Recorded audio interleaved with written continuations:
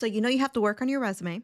Either somebody told you, maybe a recruiter said, hey, there's some work you have to do here, or you're just not hearing back from positions where you know you meet all the requirements. You know you've got the experience and something's just not connecting. Well, today I really want to walk you through the process that I take clients through. So you'll get to hear the 5 steps we work through in the coaching session, which is the most valuable part of the process. But I'll also share what I do to prepare for that first session and what I do between sessions and after our session so that what my clients end up with is a polished resume. Now, I recently had someone reach out to me and say, hey, are you still coaching? Because I could really use a conversation with someone. I could really use the help on my resume and in my job search. And I thought I would share the honest answer that right now I am not actually taking new clients. However, sharing this information is my way of giving back and helping you to put your resume together. And every other week, this is how I'm continuing to help you in your job search. And so I hope that this is incredibly helpful for you because it has been incredibly helpful for my clients. So let's get into it. I'm going to walk you through the entire process.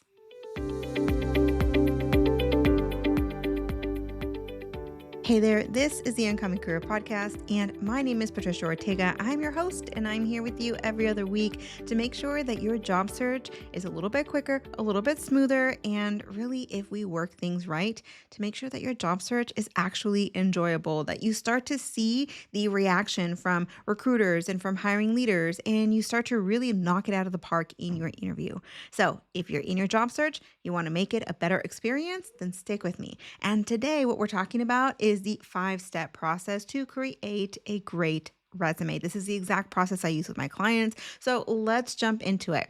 The very first thing that I do is I ask my clients, hey, I'm going to need 3 to 5, if you have time, up to 10 job postings that are very, very similar to the work that you want to do. These, in a perfect world, would be all for the same function at the same type of company. So if you're thinking, I want to be a project manager in CPG, that's consumer packaged goods, right? Then you want to go out there and get 3 to 5, up to 10 job postings for project manager in CPG. Now, if you know that you want to work at the larger companies, the Fortune 500s, for example, then make sure all your postings are from those Fortune 500s. If you know that you want to work at small, independent, sustainable brands, for example, then you want to make sure and get job postings from those types of companies. Now, it's also possible that you may not see all the postings that you want, or you may have job postings that are no longer hiring for that position, but you saved it because it sounded amazing 3 months ago. You know what? That's okay. They don't have to be current. So gather your top 3, 5 of the 10 postings, and then here's what I do. I like to use AI, but not to draft your resume. That is one of the worst ways to use AI, is to just kind of plop it in there and see what resume you get back, because you're going to get something back that is extremely generic. But instead, I use AI to analyze every single one of those postings one at a time. Now, I have a specific prompt, but I can give you the kind of the gist of it here. So essentially what you're doing is you're telling it to act as a master resume writer, and you're also, in that same prompt, having it analyze individually and then across all of your postings. So at the end, what you get is a bit of a fact sheet that says, according to these 10 postings, or according to these 5 postings, here are the top 5 to 10 competencies that need to be on your resume. Here are the top 5 to 10 technical skills and methodologies and specific keywords that need to be on your resume. Here are the top 1, 3, or absolute maximum 5 core outcomes. I would really aim for 1 core outcome or 3 core outcomes that the hiring leader wants out of this position. And essentially what you're understanding throughout the whole fact sheet is, what are the key performance indicators that are going to tell the next hiring leader that you're an absolute rock star before you ever get into the interview. All right, so that is the pre-work to start developing the resume. The next step is for me and my client to meet in the first coaching session. And so here is the 5-step process. This is the most valuable part of the entire process, is when we're meeting, we're coaching through to figure out not only what are your achievements, but what are the right achievements. And then we get into the impact, and then we get into the metrics, which most everybody says, Right, but my job didn't include metrics. I cannot tell you how many times I've heard that. Every single client says, but you don't understand. I don't have any metrics to show. And at this point, usually in the very beginning, my response would be, oh, okay, well, we'll try to do what we can because I wasn't sure if we'd be able to get metrics. After doing so many resumes, I'm like, I promise you, there's metrics. I've done so many of these and I've gotten the same concern at the beginning, but always we end up with too many metrics and then we get to choose the best ones. So if you have that concern, keep on listening for step one. We're going to start there. I'm going to walk you through the 5 steps. And by the end, you will have some metrics to put in your resume. Okay, so what is the very first step?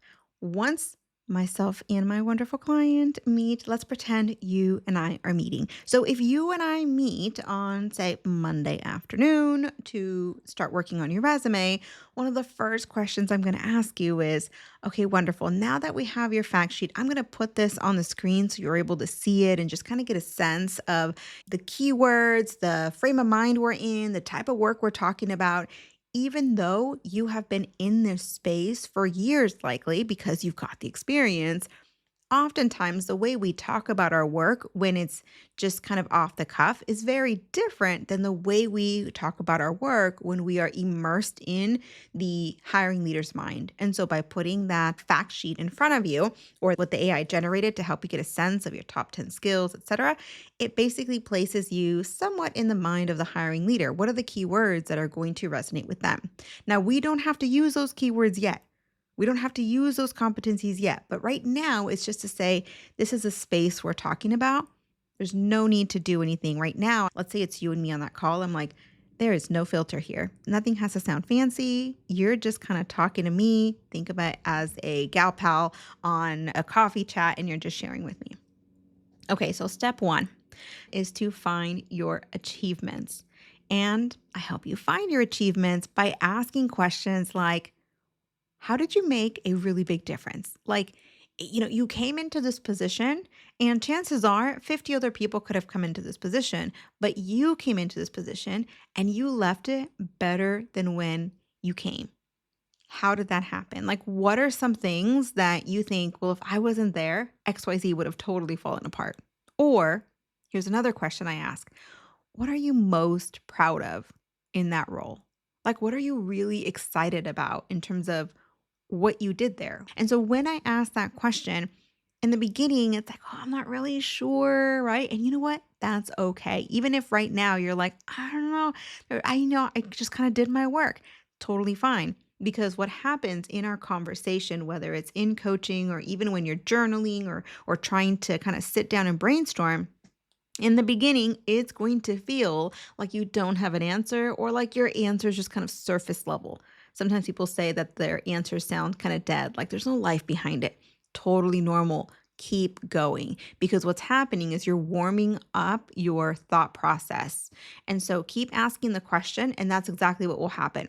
As my client, you would probably say, I'm not really sure. I'm like, okay, great. Let me ask you a few other questions. And I continue asking questions around that same line of thought. What are you most proud of? What was most exciting for you? What was your biggest challenge that you overcame there? What do people know you for? Or when did something that you were doing turn into a enterprise-wide, company-wide, campus-wide situation? Anyhow, all these questions are really for step one, finding your achievements. So we start off, it might feel surface level, it might feel cold. Just keep digging because eventually you are going to hit a spot when you're like, dang, I did have a big impact there. Let me tell you the top 3, 4, 5 major things that I did. And so as we get to those pieces, I jot those down as they're sharing with me. And I'm like, okay, great.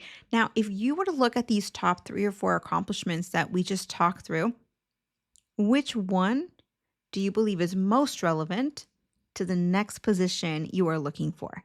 Right? Because there's a lot of things that we accomplish that are so amazing, but maybe 3 out of 5 or 2 out of 5 or 1 out of 5 are going to be things that are really helpful for one particular career, but just not for the position you're going after.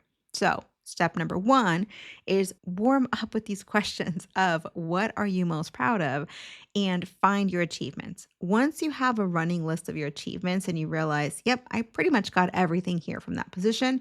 Now, step two is to look over those, pick one achievement, think of the most relevant achievement to the next role you're interested in. And now we go deeper.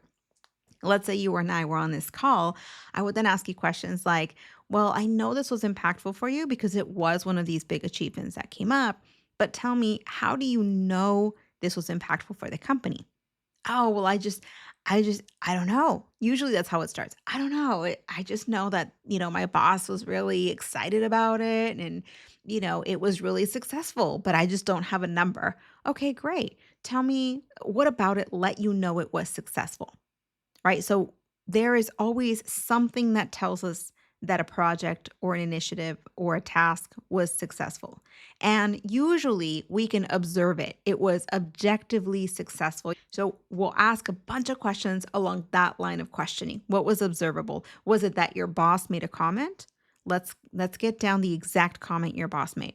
Was it that you were recognized at an annual meeting? Okay, great. Exactly what was that recognition? Because in that, whether it's recognition that happens at some, award ceremony, whether it's comments from your boss or a different area, wing, or department or division, or whether it's understanding that, hey, our call center got significantly busier, or, our partnerships skyrocketed after that. Anything along those lines lets you know, okay, this made an impact. Okay, now that we have those pieces, we're starting to get closer and closer and closer to the metrics that we need. So now, step three is to begin to quantify that impact. Now, we'll start by quantifying the scope because that's super easy, right? Well, I don't want to say super easy, but more often than not, it's far easier to quantify scope. Like, for example, what was the budget that you had? Or how many people did you oversee as you project managed this initiative? Or maybe it was something as simple as what's the size of the campus if you work in at a university? Or what is the square footage of the facility that you ran? Whatever it might be, we're just going to find some metrics of scope. When you think about metrics of scope, think about what are some numbers that can show your hiring leader how big or small or complex of an organization you worked in. How large was your budget, etc. Okay. If you've had, three positions at one company, then you want like maybe one or two metrics of scope in each of those positions' experiences so that they can see that in the beginning you had maybe a budget of, the several thousands. Maybe in the second position you had a budget of several hundred thousands. Maybe in the third position you had a budget of several millions, right? So think about kind of how your metrics of scope are telling a story from your earliest position that's on your resume to your most recent. But the metrics of scope, again, are a little bit easier to come by. So, what we're really talking about here, though, is metrics of impact, is quantifying that. Let's get some numbers down that we can stand behind when we're in the interview, right? Because you want to be able to go in the interview and your hiring leader to say, tell me about this 30%. And for you to be able to explain how you arrived at that number in a way that they understand and in a way that you feel confident sharing. The way we do that is not by going for percentages. Percentages, think of it as the bonus. We're actually going to go for raw numbers. Now, you're probably thinking, okay, this is where the plan falls apart because I don't have raw numbers. I wasn't in that position too long, or I didn't capture those numbers, or I wasn't given those numbers. And you know what? That's okay because we don't need exact numbers. What we do need are numbers we can stand behind confidently and that give the hiring leader an idea of the work that you did. So let's get into the detail of this, right? Let's say, for example, that you had a partnership and you brought not only one partnership together, so you working with a business partner, maybe a counterpart in another company, but then you had this great idea that you also wanted to bring in a third partner from a completely different organization because you thought the synergy would really bring additional business to everybody involved and it would just be a win-win across the board. And let's say that you did that And you know that it was successful because the event that all three companies put together was the largest event of its kind. But you don't know the numbers. You don't know how much revenue was generated. You may not even know like how many people attended in total. This is where I would ask questions like, okay, so you know the event was the largest of its kind. Right then and there, that is in a sense kind of a metric. It may not be a number, but the fact that it's the largest ever is great because then my next question is, okay, was it twice as big? 5 times as big?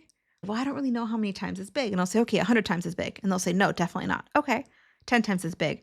Maybe. I'm like, all right, 5 times as big. Oh, definitely bigger than that. Okay, great. Let's say over 5 times as big. So what we're doing is we are trying to arrive at a number that is accurate enough that it is a genuine representation, but a number that is just under what it probably is so that you can remain really confident about talking about it and you never feel like you're exaggerating. I know that it's tempting to overinflate your numbers, but it may become a red flag for the employer if they know numbers in that space. But more importantly, your integrity is not worth any one job. It just isn't. Your integrity is something that you have developed over time. That's your character. That is your reputation. And so when you go into, an interview, being able to know that you are 100% honest and in fact, this is an underestimation, how amazing would it be to go into a room and the hiring leader says, "Hey, these numbers are pretty impressive, 5 times as much. Like you made an event, you made it exponentially bigger. You made it 5 times as big as the original event by working creatively with your partners. Tell me more about that." You can actually say, that's actually an underestimation. We were very conservative with those numbers, but I know that it was at least that big, if not bigger. And here's how I got there. Now you can share confidently the information. Now, other ways to make these calculations or get these estimates is to take a look at daily, weekly, or monthly or quarterly metrics that you are fairly comfortable in sharing. Metrics that you're like, oh yeah, I know we did at least, 5 of whatever it was. We closed at least 5 of these sales per week. I know we had at least 3 partnerships per month, right? Whatever that number is that you remember from just informal observation, you can then say, okay, if that's the case, then how many weeks are there in a year? Let's take out 4 weeks for vacation or whatever it might be, right? How many months are there in a year? And I was there for 2 years and it was consistent across those 2 years. So let's calculate. And we calculate the numbers. That's literally what we do in session. We'll calculate some of those numbers. We'll see what that end number comes out to. And then the client, right? If you and I are in this session, you're usually like, I don't know, that sounds like a lot. And I'm like, okay, tell me where the mistake is because we definitely want to be accurate. More often than not, you'll say, well, no, actually, that's pretty accurate. It's probably more than that if I'm really being honest. And I'm like, fantastic. That's exactly the place we want to be. We want to be in a place where when we make these types of calculations and estimations, you are, you know, really as accurate as you can be. And if anything, a little bit conservative so that you can be that confident sharing the information. Now, when you're thinking about your scope and your impact, again, I think I mentioned it earlier, but you sometimes might be tempted, like many of us are, to throw in a percentage. Think of the percentage as a bonus. First, calculate the raw numbers, and then if it's helpful to have a percentage, then you can translate that into a percentage. And then, of course, you'll decide where you're going to include percentages only. But in a perfect world, for most, if not all percentages, you would also have the raw numbers. Because let's be honest, if you went from 1 client to 2 clients, saying we had a 100% increase, it is accurate, but I don't know if it is, fully genuine. You know what I mean? So think about those pieces as if they saw the raw numbers behind this percentage, would this still be as impactful? And if it's wildly a different experience, then it might give you a hint that, hey, it's probably in full transparency best to put the raw numbers and then add the percentage as a bonus if we want. Okay, so step one, find your achievements by just really feeling like, what am I most proud of? Step two, pick what's most relevant to your next role and go deeper in terms of what's the observable impact of this achievement. Step three, quantify the scope. That's the easy part of the metric. And then quantify your impact, whether it's estimations, calculations, etc., using raw numbers. Okay, that is the heavy lifting. Now we can get into building the bullet. Here's where I do bring in some AI because we can wordsmith until the cows come home. And why do that when AI can build us three different bullets we can choose from and then start putting them together? And so part of what I do is I will take all the information, which by this time, you and I have been talking a solid 20, 30 minutes, and I've got anywhere from half a page to a page worth of information that I have just been typing away as you are talking and just really getting into the groove of the information that you're sharing. Okay, so now I take that information, you and I, pop it into AI. I've got a prompt. The gist of the prompt is, hey, you are a master resume writer and you draft 12 to 20 word bullets using all the keywords and all the information necessary from this fact sheet, right? It's pulling information from the 3, 5, or even 10 postings that you analyzed previously. And you're saying, okay, help me to bring in some of the relevant keywords and include all the metrics that I've already found. Do it in 12 to 20 words because that is ideal for a resume bullet. And it's going to give you multiple options. I can almost guarantee you, at least when you and I do it or when me and my clients do it, I can almost guarantee you none of those bullets will do your work justice. It's just AI. They will sound better than your current resume because your current resume likely doesn't have those metrics of transformation. It doesn't have those words of impact. It may or may not even have those amazing achievements that you didn't realize needed to go on your resume. So it's going to be exponentially better. However, when we look at those bullets, what we're really focusing on now is to say, okay, what information was really impactful that was missed because it's not surface level? Because AI really just kind of targets the surface level for the most part. So what we're looking for is what are the keywords we want to pull, right? What are the strong points we want to pull from what AI just gave us? But then what did AI miss? And it always misses something. A good example is you might have shared details on your cumulative budget was getting bigger and bigger and bigger. And what AI will do is it'll pull one, maybe the biggest one. Kudos to AI for pulling the biggest, most compelling metric, but it might pull that metric and put it into a bullet. But it's not going to explain that you had a progressively growing budget. And so those are the kinds of things that we want to capture in the bullet so that it doesn't sound like a generic surface level, very direct A to B kind of a bullet. And so we have it draft those bullets so that we can get those keywords in there, but then we do some more wordsmithing to get your bullet to as the highest impact it can be.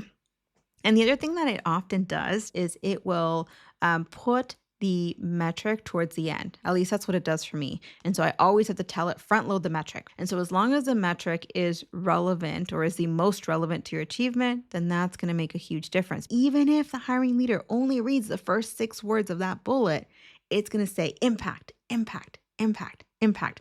And once they have the attention of the hiring leader with the impact and the metric, then they can read the how, the methods, the skills, all of those pieces that are going to let them know that you know Scrum or Agile, or that you know a sales methodology, or that you have created a governing framework before. And then at the end of it, you can talk about more qualitative results as well. Okay. I know this has been a lot of information, but this is literally the process that I use, and it does take time. I'll meet with a client for roughly between 2 and 4 sessions, and these are 1 hour to 90-minute sessions. And what I've noticed is because we don't necessarily know what we don't know, we don't realize how much time it takes to develop a solid resume. And we think, okay, well, let's kind of hop together for an hour and tell me exactly what to change. But the parts that need to be added onto your resume aren't parts that are just at the top of our mind. The pieces that need to be added to the resume are the pieces that are deep in our experience that we haven't talked about or thought about in months, if not years. So, this is where the coaching comes in. And this is where your thought process of, okay, what did I do there? What was I most proud of? Why was I proud of it? There's something that I saw that made me proud. There's something that I saw that validated my experience that, yeah, this was a really successful project. What did I see? What was observable? And then how can I quantify that? Even if it means that I've got to make some calculations, as long as those calculations are accurate, then I can speak from that space in an interview and I can put that bullet in my resume. Okay, so I've gone on, we are at like 30 minutes nearly now. And so I just want to share that with you, right? You find your achievements, pick one, go deeper, quantify the scope, quantify the impact, build out the bullet using AI as your helper. And let's say that you have all your bullets for one specific role. I want you to step back because this is the part that I do after our session that often makes a big difference. So step back, step away from it for a day or two. Then come back to your resume or come back to the work that you've been doing and the bullets that you've been creating and ask yourself, do these 5 bullets that I came up with, do they reflect the most relevant work I've done in this position when it comes to the role that I'm interested in? That is number one. Nothing else supersedes that relevancy. Now that you say, yep, it's all highly relevant, the next question is, do these bullets also reflect the highest impact that I've had? And it's possible that you might need to just change a metric because you might read somewhere on there that you increase number of partners from 2 partners to 3 partners. And you're like, oh, that doesn't really feel really impactful. But those additional partners or that one additional partner led to 2 million in revenue growth. Now that is a better metric. And so this is where you're going through and you're saying, is this relevant? Number one. Number two, is every single bullet impactful? Okay, so number 3, ask yourself, when I look at these bullets, do they reflect the highest level of complexity of the work that I've done? So for example, maybe you did make 2 million in revenue through one partnership, but maybe the way the bullet is phrased makes it sound very serendipitous. Like, oh, this partner approached me and we just happened to make $2 million. It's impactful, but it doesn't give you the credit. It doesn't show that you have that strategic and complex skill set to be able to make this happen somewhere else, to replicate it. So, this is where you may want to change the wording a little bit to reflect what you did. And let me just take a second to say that very, very often we don't take credit for our thinking. And I need you to take credit for your thinking. So, for example, maybe a partner did come to you. And so you think, well, that wasn't me. That was just very serendipitous. It was just a coincidence. And this 2 million in revenue just fell in my lap. That's possible. But it's also possible that you had to figure out new policies, new contracts. You had to rework the business model or the partnership model or the agreement. Maybe there's a memo of understanding that you had to rework and figure strategy behind it in order to make this work or in order to remove a bottleneck that then would allow the 2 million to come in. So think about how the piece that's invisible, right? We can't see another person's thinking. We just know the outcome that came from it. So try to think about how your strategy went into it so that in the bullets, it can show the highest level of complexity, which sometimes can be more strategic than tactical, especially as you move up in your career. Okay. So again, you've stepped away for 24 hours. You come back and look at the bullets that you've came up with, and you're looking for, is this the most relevant version? Is this the most impactful version? Does this demonstrate the highest level of complexity in terms of the work that I've done? And then finally, as you're starting to arrive at a final resume or getting closer to a final resume, you want to ask yourself, as a hiring leader, let's pretend I'm a hiring leader. As I'm looking through this resume, can I see a balanced professional? And can I see a comprehensive list of skill sets and keywords for the role I'm hiring for? And that's often one of the things that's missing. Often, what we see as a hiring leader, let's pretend we're hiring leaders right now. Often, what we see in a resume is, okay, I can see this person has had really great career history, but it's not actually what we're looking for. In the ideal resume, what they would see is, oh my goodness, everything on this resume is exactly what we're looking for. That's what you want your resume to represent. So that's that last review of the resume, is meaning you might have one particular keyword or skill or method like 15 times, and the hiring leader's like, I get it, you used agile. Or the opposite might happen in a different skill that maybe maybe this position requires a lot of cross-functional collaboration and a lot of executive partnership, right? Partnering up with executives on making decisions. And you don't see any of that on your resume. Well, now you realize, oh, my resume is more tactically focused and not as strategically focused, or it's not as focused on the executive communication side of things. So this is where you want to balance it out a little bit more, and also make sure that it includes and showcases a comprehensive list of the skill sets and the keywords needed for the role you're going to be hired for. Okay. This was kind of a dense episode, but I wanted to get this in a recording. I wanted to put it out to you so that if and when you need to work on your resume, you can just pull this up, go through this process, and get your best achievements. Identify your impact, quantify that impact, build out your bullets, and then make sure that your resume is balanced. It has been a pleasure spending time with you today, and I hope you found this helpful. If you did, do me a favor, and if you could rate this on either Spotify or Apple Podcasts as a 5-star podcast, it is going to help get this message out to more people. Again, thank you for spending time. Know that Denise and I are praying for you. We are cheering you on, and we'll see you on the next one. Hey, thanks for listening. I really appreciate you spending time with me today. If you found this episode helpful, please tap the 5-star review on the show's homepage in your podcast app. It would absolutely make my day, and it helps others discover the Uncommon Career Podcast. Now, to download your free career resources and learn how I help seasoned professionals land amazing offers in as little as 90 days, click on the link in the description or go to theuncommoncareer.com. Thanks again, and I'll see you on the next one.